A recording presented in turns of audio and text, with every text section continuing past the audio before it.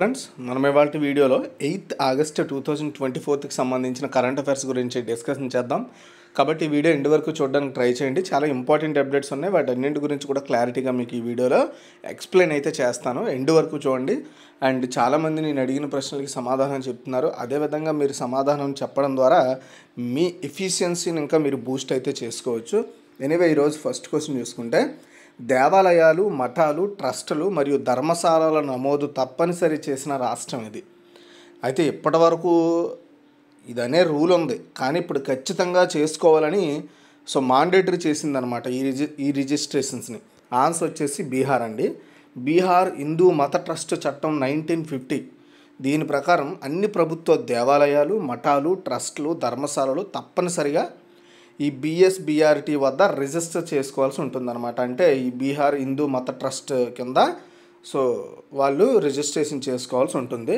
నమోదిత దేవాలయాలు అక్రమ ఆస్తి లావాదేవీలకు పాల్పడిన వారిపై రాష్ట్ర ప్రభుత్వం కఠినమైన చర్యలు తీసుకుంటుంది. అంటే ఇందులో ఏంటంటే మెయిన్ ఎవరైతే ఆ ట్రస్ట్ భూములు ఉన్నాయో, దేవాలయాల భూములు ఉన్నాయో అవి రిజిస్ట్రేషన్ చేయడం ద్వారా ఇన్ కేసు ఆ భూములను ఎవరైనా ఆక్రమిస్తే ఈ రిజిస్ట్రేషన్ ద్వారా ఈజీగా వాటిని ఐడెంటిఫై చేయడము, అది ఆ ట్రస్ట్ ల్యాండ్ అని తెలుసుకోవడము, వెంటనే ఎవరైతే ఆక్రమణదారులు ఉన్నారో వాళ్ళ మీద చర్యలు తీసుకుంటామని చెప్తుందన్నమాట. అంతే దీని మెయిన్ థీమ్ అది. Okay, next second one. ఏ దేశం CAVA మహిళల వాలీబాల్ నేషనల్స్ లీగ్ టైటిల్ను రెండోసారి గెలుచుకుంది? ఈ CAVA అంటే సెంట్రల్ ఏషియన్ వాలీబాల్ అసోసియేషన్ అనమాట. యాక్చువల్గా ఈ యొక్క central Asian volleyball nationals league టైటిల్ను సెకండ్ టైం మన ఇండియానే గెలుచుకోవడం జరిగిందండి. కాఠ్మాండులో దసరథ్ స్టేడియంలో జరిగిన ఈ మహిళల వాలీబాల్ నేషనల్స్ లీగ్ ఫైనల్లో ఇండియా ఆతిథ్య నేపాల్ను ఓడించిందంటే, ఆతిథ్యం అంటే ఇది నేపాల్లో కండక్ట్ చేశారు. అయితే నేపాల్ను ఓడించి మన దేశం సెకండ్ టైము ఈ టైటిల్ని గెలుచుకుంది. నేపాల్ స్వదేశంలో టైటిల్ మ్యాచ్లో భారత్లో తలపడటం ఇది రెండోసారి కాగా 13వ దక్షిణాసియా క్రీడల తరువాత ఇదే తొలిసారి. ఓకేనా, గుర్తుపెట్టుకోండి. ఫైనల్ మ్యాచ్లో రెండు జట్ల మధ్య అధిక స్థాయి పోటీ, నైపుణ్యం కనిపించిందని చెప్పొచ్చు. అయితే ఈ చివరి పోటీలో ఇండియా బంగారు పథకాన్ని గెలుచుకుంది, నేపాల్ రజత పథకాన్ని గెలుచుకుంది, ఇరాన్ కాంస్య పథకాన్ని గెలుచుకుంది. నెక్స్ట్ వచ్చేసి, భారత సైన్యం ఏ ప్రాంతంలో పర్వత్ ప్రహార్ అనే వ్యూహాత్మక సైనిక విన్యాసాన్ని నిర్వహించింది? చాలా ఇంపార్టెంట్ గైస్ ఇది. పర్వత్ ప్రహార్ ఆన్సర్ వచ్చేసి లడక్ అండి. ఎత్తైన ప్రదేశం లడఖ్లో యుద్ధం మరియు కార్యకలాపాలపై దృష్టి సారించేందుకు భారత సైన్యం లడఖ్లో పర్వత్ ప్రహార్ అనే ఒక వ్యూహాత్మక సైనిక విన్యాసాన్ని నిర్వహించింది. దీన్ని మౌంటైన్ స్ట్రైక్ అని అంటారు ఈ పర్వత్ ప్రహార్ని. ఈ యొక్క వ్యాయామం తూర్పు లడఖ్ వంటి ప్రాంతాల్లో కనిపించే పర్వత కఠినమైన భూభాగాలపై దృష్టి పెడుతుంది. భారతదేశం చైనా సరిహద్దుకు దగ్గరగా ఉన్న ప్రాంతాల్లో బలగాల సంసిద్ధత అండ్ వాటి యొక్క ప్రభావాన్ని కొనసాగించడానికి ఇది చాలా ముఖ్యం. అంటే ఫర్ ఎగ్జాంపుల్ ఇమ్మీడియట్గా ఆ దేశం నుండి ఎవడైనా చొచ్చుకొస్తే వాడి మీద వెంటనే యాక్షన్ తీసుకోవాలంటే మనం కొంచెం అన్నీ సిద్ధం చేసుకోవాలి. ఆ సిద్ధతే ఈ యొక్క పర్వత ప్రహార్. ఓకే, అంతవరకు గుర్తుపెట్టుకోండి. చాలా అంతకు మించి ఏం పెద్దగా మీరు అందులో గుర్తుపెట్టుకోవాల్సిన అవసరం ఏమీ లేదు. నెక్స్ట్ 4, రాష్ట్రీయ విజ్ఞాన పురస్కారంలో భాగంగా విజ్ఞానరత్న అవార్డుకు ఎవరికి ప్రకటించారు? ఈ అవార్డును ఎవరికి ప్రకటించారు అంటే జి పద్మనాభన్ అండి. రాష్ట్రీయ విజ్ఞాన పురస్కారాన్ని మన ఇండియాలో ప్రదానం చేస్తారు. ప్రధానంగా సైన్స్, టెక్నాలజీ అండ్ ఇన్నోవేషన్ ఈ సెక్టార్లో చేసిన సర్వీసెస్ని ఐడెంటిఫై చేస్తూ ఈ అవార్డులను ఇస్తారనమాట. అయితే శాస్త్రవేత్తలు, సాంకేతికత నిపుణులు, ఆవిష్కర్తలు చేసిన వ్యక్తిగత లేదా గ్రూపుగా చేసిన వాటిని ఐడెంటిఫై చేయడం కోసం రాష్ట్రీయ విజ్ఞాన పురస్కారం యొక్క లక్ష్యం అనమాట. అంతరిక్ష పరిశోధన మరియు సాంకేతికతలో సాధించిన విజయాలను గుర్తింపుగా ఇస్రో చంద్రయాన్ 3 ఏదైతే బృందం ఉందో ఆ బృందం మొత్తానికి విజ్ఞాన్ టీమ్ అవార్డు ఇచ్చారనమాట. ఇందులో భాగంగా ఇది ఒక అవార్డు, గుర్తుపెట్టుకోండి. నెక్స్ట్, బయోలాజికల్ సైన్స్లో ప్రొఫెసర్ జి పద్మనాభన్కు విజ్ఞానరత్న అవార్డుకు ఎంపిక చేశారు.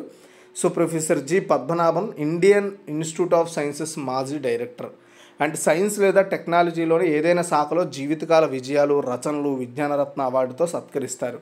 అయితే విజ్ఞాన్ శ్రీ అవార్డుకి ఎంపికైన వారిలో రాహుల్ ముఖర్జీ, సంజయ్ బెహారీ, ఆదిమూర్తి ఆది, భీమ్ సింగ్, ఆనంద రామకృష్ణన్, సయ్యద్ వాజ్ అహ్మద్ నఖ్వీ ఉండడం జరిగిందండి.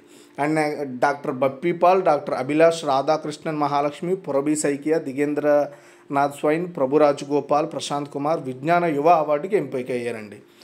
ఇంకా జాతీయ అంతరిక్ష దినోత్సవం సందర్భంగా ఆగస్టు 23న ఈ అవార్డులు అనేది వాళ్ళకి ఇవ్వడం జరుగుతుంది.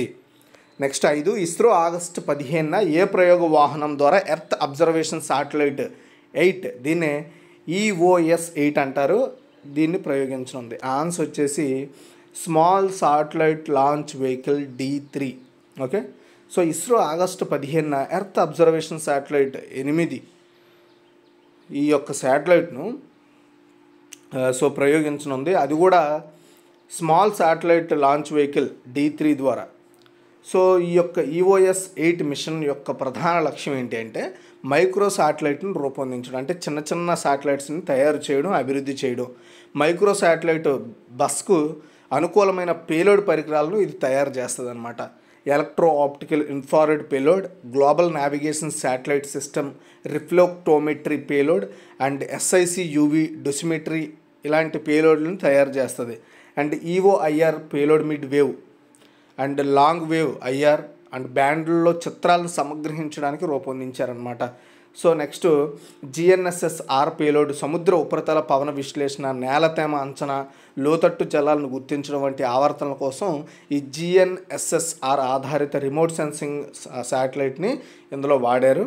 ఇలా చాలా కమ్యూనికేషన్స్ కానీ, ఫోటో ఇమేజింగ్ కానీ, సో ఇలాంటి వాటిని ఈ లాంచ్ వెహికల్ అయితే మోసుకెళ్తుంది. నెక్స్ట్ 6, ఇటీవలే మరణించిన బుద్ధదేవ్ భట్టాచార్య ఏ రాష్ట్ర మాజీ ముఖ్యమంత్రి అంటే ఆన్సర్ వచ్చేసి పశ్చిమ బెంగాల్ అండి. సో పశ్చిమ బెంగాల్ మాజీ ముఖ్యమంత్రి అండ్ ఆయన CPMలో సీనియర్ లీడరు బుద్ధదేవ్ భట్టాచార్య 80 సంవత్సరాల వయసులో చనిపోయారు. కోల్కతాలోని తన నివాసంలో తుదిశ్వాస విడిచారు.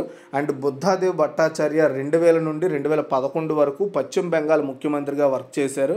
ఆయన చివరి మార్కిస్టు ముఖ్యమంత్రి అండ్ జ్యోతి బసు తర్వాత ఆ పదవిని చేపట్టడం జరిగింది ఆయన.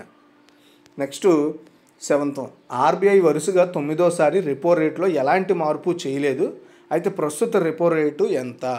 ఆన్సర్ వచ్చేసి 6.50% అండి. రిజర్వ్ బ్యాంక్ ఆఫ్ ఇండియా వరుసగా 9వ రెపో రేట్ను మార్పు చేయలేదు, 6.5%నే కొనసాగించింది. సో అలాగే సెంట్రల్ బ్యాంక్ కీలక వడ్డీ రేటును యథాతథంగా ఉంచింది. 3 రోజుల మానిటరీ పాలసీ కమిటీ మీటింగ్ అనంతరం RBI గవర్నర్ శక్తికాంత్ దాస్ ఈ విషయాన్ని అయితే మీడియాకి అనౌన్స్ చేశారు. అసలు రెపో రేట్ అంటే ఏంటో చూద్దాం. సో రెపో రేట్ అంటే రిజర్వ్ బ్యాంకు ఇతర బ్యాంకులకు ఇచ్చే రుణాన్నే రెపో అంటదన్నమాట, ఆ రెపో రేట్ అంటది. ఈ ఛార్జీతో బ్యాంక్ తన ఖాతాదారులకు రుణాలు అందజేస్తుంది. అంటే ఈ అకౌంట్ ద్వారానే, అంటే ఈ ఛార్జెస్ బేస్ చేసుకొని, ఫర్ ఎగ్జాంపుల్ నేను ఒక కస్టమర్ని అనుకోండి, నాకు బ్యాంకు మనకు రుణాలు మంజూరు చేస్తుంది. తక్కువ రెపో రేటు అంటే కస్టమర్లు తక్కువ వడ్డీ రేట్లకు గృహ రుణం, వాహన రుణం వంటి రుణాలు పొందుతారనమాట. సో రెపో రేటు ఎంత తక్కువ ఉంటే మనకు అంత తక్కువ వడ్డీకే మనకి లోన్స్ అయితే అప్రూవ్ వస్తాయన్నమాట. ఇన్ కేసు రెపో రేట్ ఎక్కువ ఉంటే ఖచ్చితంగా లోన్స్ మనం తీసుకునేటప్పుడు వాటి వడ్డీ రేటు కూడా పెరుగుతుంది. ఓకే, నెక్స్ట్ 8, 2023వ సంవత్సరంలో ఎన్ని గ్రామాలు ఉత్తమ పర్యాటక గ్రామాలుగా గుర్తించబడ్డాయి? ఆన్సర్ వచ్చేసి 35 అండి. పర్యాటక మంత్రిత్వ శాఖ ఉత్తమ పర్యాటక విలేజ్ పోటీని ప్రారంభించిన విషయం తెలుసు. అయితే ఇందులో భాగంగా 2023వ సంవత్సరంలో జరిగిన బెస్ట్ టూరిజం విలేజ్ పోటీలు మొదటి ఎడిషన్లో మొత్తం 35 గ్రామాలు ఉత్తమ పర్యాటక గ్రామాలుగా గుర్తింపు పొందాయి. వీటిలో ఆ గ్రామాలకు సాంస్కృతిక సహజ ఆస్తులను సంరక్షించే స్థలం అయితే ఇప్పుడు ఇవ్వడం జరిగిందండి. అది మన దేశంలో 2023లో 35 ఉత్తమ పర్యాటక గ్రామాలుగా తీర్చిదిద్దబడ్డాయంట. నెక్స్ట్ 9, ప్యారిస్ ఒలింపిక్స్లో భారత హాకీ జట్టు ఏ దేశంపై గెలిచి కాంస్యం పథకం సాధించింది? ఇక్కడ పై అనేది ముందు రావాలి. ఏ దేశంపై గెలిచి కాంస్య పథకం సాధించింది మన భారత హాకీ జట్టు అంటే స్పెయిన్ అండి. ప్యారిస్ ఒలింపిక్స్లో భారత హాకీ జట్టు కాంస్య పథకం సాధించింది. సో కాంస్య పథక పోరులో 2-1తో స్పెయిన్పై గెలిచింది. కెప్టెన్ హర్మన్ప్రీత్ సింగ్ 30వ నిమిషం 33వ నిమిషం 2 గోల్స్ చేసి భారత విజయంలో కీలక పాత్ర పోషించారు. దీంతో ఈ ఒలింపిక్స్లో భారత పథకాల సంఖ్య 4కు చేరింది. తొలి క్వార్టర్స్లో ఇరు జట్లు గోల్ చేయలేకపోయాయి. రెండో క్వార్టర్ స్టార్టింగ్లో 18వ నిమిషంలో స్పెయిన్ ఆటగాడు మార్క్ మిర్లెస్ పెనాల్టీ స్ట్రోక్ను గోల్గా మార్చాడు. దీంతో ఆ జట్టు ఆధిక్యంలోకి వెళ్ళింది. తర్వాత మళ్ళీ మనం ముందు స్టెప్ తీసుకొని మనం గోల్ చేయడం జరిగింది. సో అది గుర్తుపెట్టుకోండి. నెక్స్ట్ 10, ఇటీవల కేంద్ర ప్రభుత్వం ఎవరిని సెంట్రల్ ఎలక్ట్రిసిటీ రెగ్యులేటరీ కమిషన్ సభ్యునిగా నియమించింది? ఆన్సర్ వచ్చేసి హరీష్ దుదా అని అండి. భారత కేంద్ర ప్రభుత్వము శ్రీ హరీష్ దుదానిని సెంట్రల్ ఎలక్ట్రిసిటీ రెగ్యులేషన్ కమిషన్లో ఒక మెంబర్గా అనౌన్స్ చేసింది, అపాయింట్ చేసింది. సెంట్రల్ ఎలక్ట్రిసిటీ రెగ్యులేటరీ కమిషన్ అనేది ఎలక్ట్రిసిటీ రెగ్యులేటరీ కమిషన్ యాక్ట్ 1998లో రూల్స్ ప్రకారము భారత ప్రభుత్వంచే ఏర్పాటైన ఒక చట్టబద్ధత కలిగిన ఒక సంస్థ అండి. ఇది ఈఆర్సీ చట్టం 1998ని రద్దు చేసిన విద్యుత్ చట్టం 2003 ప్రయోజనాల కోసం పనిచేసే ఒక కమిషన్ అన్నమాట ఇది. ఈ కమిషన్లో ఒక చైర్పర్సన్, 9 ఇతర సభ్యులు ఉంటారు. వీరితో సహా chairperson, central electricity authority and commission యొక్క ఎక్స్ అఫీషియో సభ్యుడు ఉంటారు.